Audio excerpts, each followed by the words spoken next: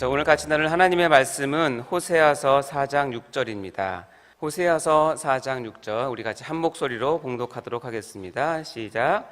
내 백성이 지식이 없으므로 망하는도다.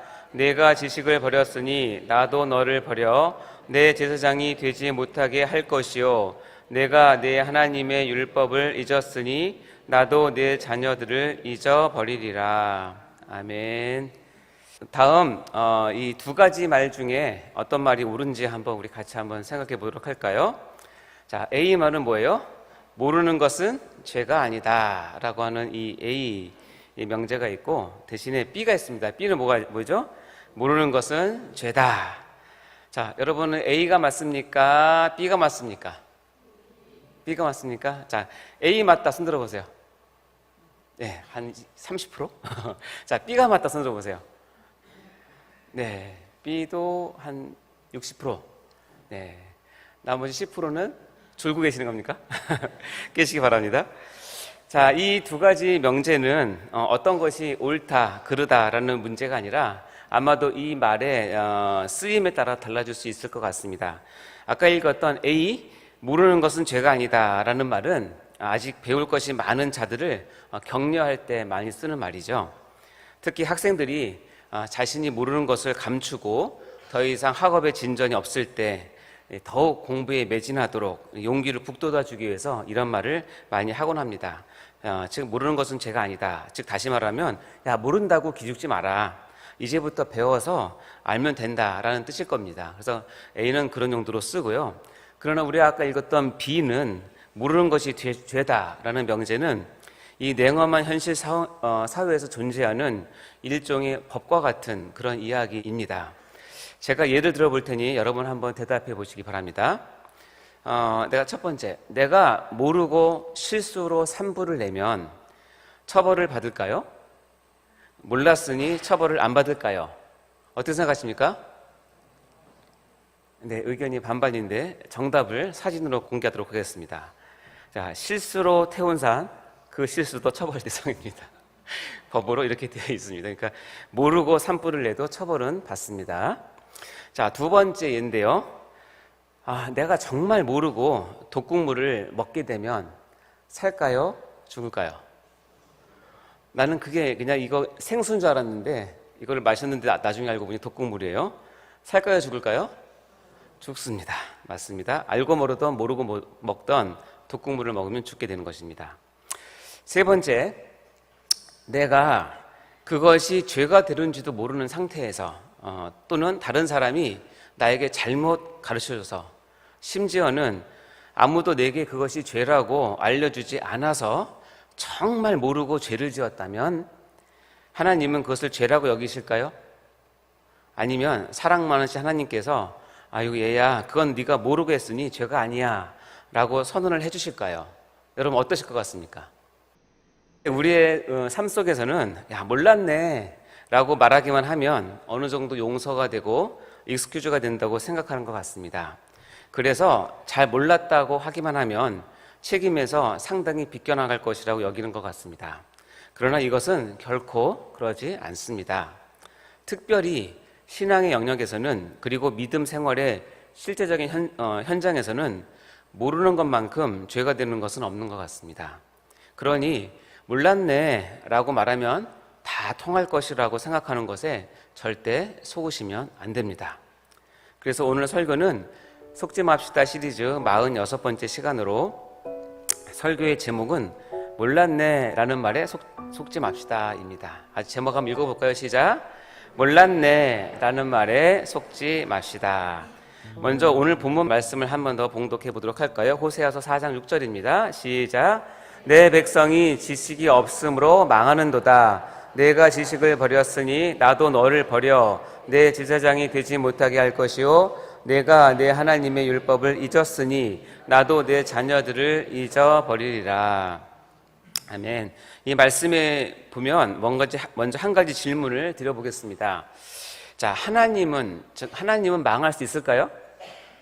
없습니다. 하나님은 절대로 망할 수 없죠. 그럼 이 질문은 어떨까요? 하나님을 따르는 하나님의 백성들이 망할 수가 있을까요? 네, 있습니다. 오늘 본문 말씀이 그 말씀이죠. 자, 하나님의 백성인데 망할 수 있다. 그럼 왜 망하게 될까요? 오늘 본문 말씀에 의하면 그들이 지식이 없으면 망한다는 것입니다. 그리고 이 지식은 무엇일까요? 네, 맞습니다. 하나님을 아는 그 지식을 이야기하는 것입니다. 오늘 본문인 호세아 선지자는 이스라엘의 역사 가운데 가장 부강했던 시절로 평가되는 여로보암 2세의 때의 선지자입니다. 우리가 전에 배웠던 요나 선지자와 같은 시대의 선지자이죠. 그러나 이 화려한 시대적 배경과는 별도로 하나님은 분명히 선언하십니다. 북이스라엘이 망할 것이라고 말씀하십니다. 그 이유는 뭐냐면 하나님을 아는 지식이 없어서 망한다고 분명히 이렇게 진단을 내리신 것입니다. 참 안타까운 일입니다. 자, 이제부터 꼬꼬무 하겠습니다. 꼬꼬무가 뭔지 아세요? 꼬리에 꼬리를 무는 질문이죠. 네. 첫 번째 질문입니다. 도대체 하나님의 백성에 대해서 어떻게 하나님에 대한 지식이 전혀 없단 말인가? 이 질문을 한다면 이렇게 대답할 수 있습니다. 이 호세아서에 의하면 제사장들이 백성을 가르치지 않았기 때문에 백성들이 하나님에 대한 지식이 없다라고 진단을 합니다. 원래 제사장들은 두 가지의 중요한 임무가 있습니다. 첫 번째 임무는 뭐냐면 제사를 주관하는 일이었고, 나머지 두 번째 임무는 백성들을 불러 모아서 하나님에 대한 가르침, 특별히 율법을 가르치는 임무가 있었습니다. 자, 그러면 두 번째 질문, 그럼 왜 제사장들은 백성들을 안 가르친 것일까요? 왜 그랬을까요? 바빠서 그랬을까요? 아니면 봉급이 안 좋았나? 이렇게 정확히 따지면 안 가르친 것이 아니라 못 가르친 겁니다. 왜냐하면 그 자신 제사장들도 제대로 된 하나님에 대한 지식을 교육받은 적이 없었기 때문에 그렇습니다. 선배 제사장들이 하나님에 대한 지식을 후배 제사장들에게 못 가르친 겁니다. 그리고 그 마찬가지 선배 제사장들도 제대로 배워본 적이 없기 때문입니다. 이것이 대를 이어서 반복되어 왔기 때문에 제사장들이 백성들을 가르칠 수가 없었던 현실입니다. 그럼 세 번째, 그럼 이런 놀라운 일이 벌어지게 된 이유, 그리고 첫 번째 사람이 누구냐는 것입니다. 그것은 바로 북이스라엘의 초대 왕이었던 여로보암 왕이 그 범인입니다. 호세아의 첫 활동부터 이 여로보암 왕까지는 약 170년의 시간이 흘렀는데 이 이야기는 이제 170년 전으로 거슬러 올라가면 이런 이야기가 있습니다. 여러분이 아시는 여로보암 왕은 남유다의 르호보암 왕으로부터 나라를 분열시켜서 무려 10지파의 백성들을 거느리고 북이스라엘 왕국을 창설을 했습니다. 그런데 이 여로보암 왕이 가만히 보니까 예루살렘으로 자기 백성들이 내려가서 제사를 드리니까 마음이 너무너무 불안했습니다. 정치적으로 위험하다고 생각했습니다. 그래서 예루살렘으로 내려가는 자기 백성들을 막고 단과 베델에 금송아지 우상을 만들고 거기서 대신 제사를 드리게 했습니다. 그러다 보니 원래 정식 교육을 받았던 레위지파 제사장들을 전부 다 제사장직에서 파면을 시켜버립니다. 이 이야기가 역대하 11장 14절 15절에 나오는데 한번 읽어보겠습니다. 시작. 레위 사람들이 자기들의 마을들과 산업을 떠나 유다와 예루살렘에 이르렀으니 이는 여로보암과 그의 아들들이 그들을 해임하여 여호와께 제사장의 직분을 행하지 못하게 하고 여로보암이 여러 산당과 순념소 우상과 자기가 만든 송아지 우상을 위하여 친히 제사장들을 세움이라. 한마디로 말해서 정식 교육을 받은 제사장들을 다 해임시켜버리고 자기의 정권을 유지하기 위한 우상을 도울 제사장들을 왕이 친히 세운 것입니다. 여로보암은 일반 백성들 가운데 이 제사장을 하고 싶어하는 사람들을 모아서 일정 금액의 액수를 받고서는 북이스라엘의 제사장으로 임명을 한 것입니다. 율법에서는 레위지파 사람들만 제사장을 할 수 있도록 정했는데도 말입니다. 그 이야기가 역대하 13장 9절에 이렇게 되어 있습니다. 읽어보겠습니다. 시작. 너희가 아론 자손인 여호와의 제사장들과 레위 사람들을 쫓아내고 이방 백성들의 풍속을 따라 제사장을 삼지 아니하였느냐? 누구를 막론하고 어린 숫송아지 한 마리와 순양 7마리를 끌고 와서 장례를 받고자 하는 자마다 허무한 신들이 제사장이 될 수 있도다. 여러분, 제사장이 되고 싶으신 분들은 어린 숫송아지 한 마리와 순양 7마리를 끌고 와서 값을 내면 제사장이 된 것입니다. 요즘 말로 하면 여러분 목사 되고 싶으십니까? 300만 원 가지고 오시면 제가 목사 안수해드리겠습니다. 그거랑 똑같은 얘기입니다. 이런 일들이 여로보암이 했습니다. 왜냐하면 자기의 정권을 유지하기 위해서입니다. 자, 잘 들어보십시오. 그러자 이 북이스라엘은 이제 개국한 지 몇 년도 채 안 돼서 제대로 훈련된 정통 레위 지파의 여호와 제사장들은 전부 다 남유다 예루살렘으로 이주하게 됩니다. 도망가게 되죠. 따라서 북이스라엘 자체에는 정식으로 훈련되고 하나님의 율법을 정식으로 아는 인정되는 여호와의 제사장이 한 명도 없게 되는, 그래서 하나님을 아는 지식이 전무한 영적 진공 상태로 급속하게 빠져들었던 것입니다. 그리고 이런 형태를 벌인 것을 성경에서는 여로보암의 길 또는 여로보암의 죄라고 표현을 하면서 이 문구를 하나님께서 여러 왕들을 평가하는 데 들이대는 잣대로 사용하십니다. 즉 여로보암의 길로 행했다 또는 여로보암의 죄에서 떠나지 아니하였다라는 문구는 이스라엘 왕들이 우상 숭배하고 하나님을 아는 지식을 없애버리는 통치를 했던 왕들을 평가하는 시금석과 같은 기준이 된 것입니다. 그 예를 보시면 여러 가지가 있지만 두 개를 보겠습니다. 열왕기상 22장 52절 말씀 시작. 그가 여호와 앞에서 악을 행하여 그의 아버지 길과 이스라엘에게 범죄한 느밧의 아들 여로보암의 길로 행하며, 여기 말한 여로보암의 길은 금방 얘기했던 일반 제사장을 세워서 여호와를 아는 지식을 없앴던 것입니다. 그리고 그 위에 나온 아버지의 길, 어머니의 길은 바알 숭배입니다. 그래서 이스라엘을 괴롭혔던 가장 큰 죄악 두 가지는 뭐냐면 여로보암의 길, 다시 얘기하면 일반 제사장을 삼아서 여호와를 아는 지식을 없앤 것과 위에 말한 것은 뭐냐, 바알 숭배입니다. 이 두 가지가 이스라엘을 망하게 한 두 가지 가장 큰 죄악이 되는 것입니다.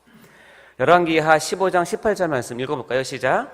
여호와 보시기에 악을 행하여 이스라엘로 범죄하게 한 느밧의 아들 여로보암의 죄에서 평생 떠나지 아니하였더라. 자, 그런데도 그리고 애석하게도 이 북이스라엘의 왕국은 총 19명의 왕이 있었는데 이 19명의 모든 왕은 바로 이 여로보암의 길로 한 사람도 예외 없이 걷게 됩니다. 그래서 나타난 현상이 무엇인지 아십니까? 아까 읽었던 너희는 하나님의 백성인데 하나님을 아는 지식이 없어 망하는구나. 이것이 이스라엘을 향한 하나님의 한탄인 것입니다. 그저 자기들이 만들어낸 종교적 열심을 가지고 우상 숭배를 하면서 이것이 여호와 하나님을 섬기는 것이라고 지금 착각하고 있는 것입니다. 이것을 적절히 표현한 구절이 있는데요. 바로 로마서 10장 2절과 3절 말씀 읽어보겠습니다. 시작. 내가 증언하노니 그들이 하나님께 열심히 있으나 올바른 지식을 따른 것이 아니니라.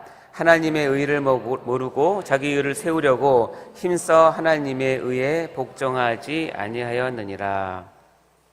여기 말씀을 보면 하나님께 열심은 있지만 올바른 지식을 따른 것이 아니기 때문에 지금 착각하고 있는 것입니다. 그래서 나타나는 현상이 무엇이냐면 하나님의 의를 세우는 것이 아니라 결국 자기의 의를 세우려고 열심히 종교생활을 하는 형식으로 나타나는 것이죠. 바로 이것이 북이스라엘의 지금 형국인 것입니다. 이처럼 하나님에 대한 올바른 지식은 너무나 중요한 것입니다. 이것이 없어 무지와 혼란 가운데 빠져서 그냥 몰랐네 하면서 얼렁뚱땅 넘어가려고 하는 시도는 하나님 앞에서 큰 심판을 받을 죄가 되는 것입니다. 이렇게 하나님을 모르는 자들이 받을 심판을 성경은 엄중하게 경고를 하고 있는데요. 바로 데살로니가 후서 1장 8절 9절 말씀입니다. 시작. 하나님을 모르는 자들과 우리 주 예수의 복음에 복종하지 않는 자들에게 형벌을 내리시리니 이런 자들은 주의 얼굴과 그의 힘의 영광을 떠나 영원한 멸망의 형벌을 받으리로다. 아멘. 너무 무서운 말씀입니다. 하나님 모르는 자들은 하나님의 얼굴과 힘의 영광을 떠난다. 하나님 관계가 끊어지고 영원한 멸망의 형벌, 즉 지옥 형벌을 받게 된다라는 뜻입니다. 이처럼 성경은 구약이나 신약에서나 초지일관 하나님에 대한 무지를 죄로 여기고 영원한 멸망의 형벌을 받을 만한 무거운 것으로 취급하고 있다는 것을 여러분 반드시 명심해야 할 것입니다. 사랑하는 성도 여러분, 여러분은 하나님을 아는 올바른 지식 가운데 하나님을 섬기고 계십니까? 아니면 아직도 얼렁뚱땅 몰랐네 하면서 뒤통수만 긁적이고 있지는 않으신지요? 혹시 그러시다면 이에 대한 호세아의 처방전을 한번 받아보시기 바랍니다. 호세아 6장 3절입니다. 시작. 그러므로 우리가 여호와를 알자. 힘써 여호와를 알자. 그의 나타나심은 새벽빛같이 어김이 없나니 비와 같이 땅을 적시는 늦은 비와 같이 우리에게 임하시리라 하니라. 아멘. 여러분, 여호와를 알되 힘써 여호와를 아시기를 주님의 이름으로 축원합니다. 하나님에 대한 무지는 곧 죄와 직결되는 것입니다. 우리는 무익한 종이 되어야지 절대로 무식한 종이 되어서는 안 되는 것입니다. 아멘? 이 호세아의 처방전을 신약으로 가져와서 적용해 보면 다음과 같을 것입니다. 에베소서 4장 13절 말씀 시작. 우리가 다 하나님의 아들을 믿는 것과 아는 일에 하나가 되어 온전한 사람을 이루어 그리스도의 장성한 분량이 충만한 데까지 이르리니. 아멘. 여기서 보면 믿는 것과 아는 일에 하나가 된다고 했는데 이게 무엇을 뜻하는 것일까요? 이것을 우리가 지난 시간에 배웠던 공식을 활용한다면 쉽게 이해할 수 있는데 기억나십니까? 바로 A 플러스 B는 A 다시라는 말 기억나십니까? 자, 밑에 읽어볼까요? 우리가 다 하나님의 아들을 믿는 것 A와 아는 일 B에 하나가 되어 온전한 A 다시 사람을 이루어, 이렇게 이해하시면 딱 맞습니다. 그리고 A 플러스 B는 A 다시입니다. 여러분 공식 잘 외우셨죠? 자, 여러분의 믿음과 행함이 하나가 되는 것이 바로 하나님을 아는 것임을 잊지 마시기 바랍니다. 그리고 이 하나님을 아는 지식이 끊어지지 않도록 우리 교회에서는 수평적으로 전도와 양육, 또 슬기로운 교리생활과 같은 교육을 끊임없이 해야 될 것이며, 수직적으로는 여러분의 자녀 교육, 특별히 신앙 전수에 여러분의 힘을 매진하시기 바랍니다. 사랑하는 성도 여러분, 하나님을 아는 지식은 최고로 고상한 것입니다. 그것은 바로 우리의 생명을 살리고 영혼을 세우는 유일하면서 최고의 길인 것입니다. 지금 한번 우리 자신을 돌아보았으면 합니다. 몰랐네 하면서 나의 게으름과 무관심, 그리고 선입견 등을 살짝 감추는, 그래서 자기 자신을 속이는 삶을 살고 있지는 않으신지요? 이제 후로는 하나님에 대한 무지로 인해 죄를 짓지 않고 더욱 하나님을 알되 힘써 알아가는 삶을 통해서 우리 평생에 주님께 사랑받고 쓰임받으시는 성도님 다 되시기를 주님의 이름으로 간절히 축원합니다. 기도하시겠습니다. 하나님 아버지, 감사합니다. 우리가 게으름과 무관심, 그리고 우리가 하나님에 대한 착각으로 말미암아 그저 몰랐네 라고 변명만 하면 다 통할 것이라고 생각했던 우리의 무지를 용서하여 주시옵소서. 우리가 잘 몰라서 하나님 앞에 죄를 짓는 그런 어리석은 자들이 되지 않도록 인도하여 주시옵소서. 우리에게 주신 말씀 마음에 깊이 새기고 그것을 우리의 믿음과 행함으로 승화시켜서 온전한 믿음을 가진 저희가 될 수 있도록 도와주시옵소서. 이 하나님을 아는 지식을 양육과 전도와 또한 슬기로운 교리생 등을 통하여서 우리 옆에 사람들에게 다 전파될 수 있도록 도와주시고, 우리 다음 세대 우리 자녀들에게도 이 신앙 전수를 꼭 하여서 성공하는 신앙인들 설 수 있도록 축복하여 주시옵소서. 모든 영광을 주께 올려드립니다. 감사드리며 예수님 이름으로 기도하옵나이다. 아멘.